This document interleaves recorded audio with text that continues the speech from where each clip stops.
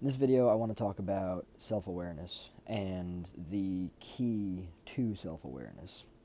As I've been on my journey of healing, one of the most important things that I've done and continue to do and will continue to do, as it's completely crucial for self-awareness, is spending time by myself. When you grow up in an environment where there is enmeshment, where there is, everyone is involved in everyone's shit, right? You learn things like codependency, you learn things like people pleasing and everything. Um, you keep people in your life even if, the relationship, the connection is not authentic, simply because you gain your sense of self from that, right? But the issue there is that because it's not authentic, the relationship's not authentic. Therefore, you're just continuing the relationship from a place of fear, really. You're deriving your sense of self externally, and that's the issue. So, when you spend your life doing that, what happens is you get familiar with that, and instead of actually building authentic connections based around mutual interests, right, and also the potential for mutual evolution, um, when you base your entire life around just seeking relationships because you want people to like you and you want your overall sense of self to be defined externally, doesn't really go very far for you, right? And not only that, but when you spend so much time, especially around people that have not the same interests as you, um, you never really know yourself. So, self awareness, again, one of the biggest keys to self awareness is spending time by yourself. Not only by yourself, though. I mean, spending time by yourself is absolutely crucial. Becoming more, independent and everything, not having to rely on other people so much mentally and emotionally. Um, but also, when you spend enough time by yourself, you see yourself, you meet yourself, you know who you are, you know what it is that you want and need. There's no fog there, and it's just very important for people to experience that, because again, if you live a life where you're just putting yourself in positions with people that have nothing in common with you, um, if they don't have anything in common with you, it's going to be very challenging for them to bring anything out in you, right? Because they don't have anything in common with you. If they did, you'd be able to identify more of yourself and more parts of yourself more readily, right? And that's important to be able to do, especially if you're looking for groundedness in your own life.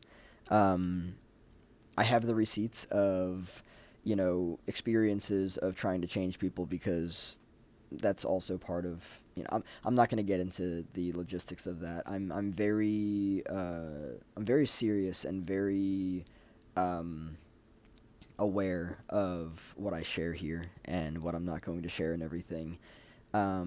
Just kind of like exploring my own experiences and how I've evolved the way that I have and why I've evolved the way that I have. Um, Boundaries are important and they will be respected, but yeah, just saying that I have receipts. I have lived many years trying to change people. Um, and I'm not going to get into the logistics as to why that is, but the reason why I'm saying that and bringing that up is because it's important to understand that I have spent so much of my life around people that were different from me that I never really associated with anybody that was similar to me. Similar in terms of interests, in terms of passions, pursuits, all that stuff.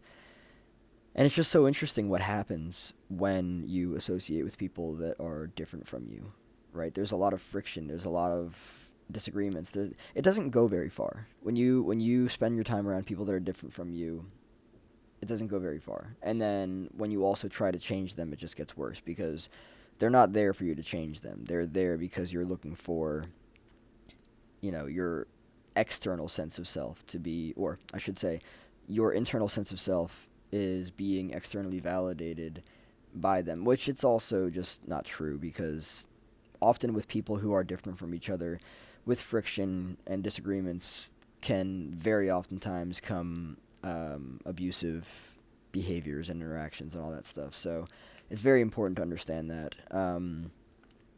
But now, being at this point in my life that I'm at, on my journey of healing, I'm recognizing, oh yeah, okay, let's just not let anybody into this life, right? Let's actually like look at the logistics of what's going on here. Um, let's truly see yourself, right? And from there, figure out what it is that you need in terms of other people. Know what it is that you need that you can give to yourself, and know what it is that you need that other people can give to you. It's very important.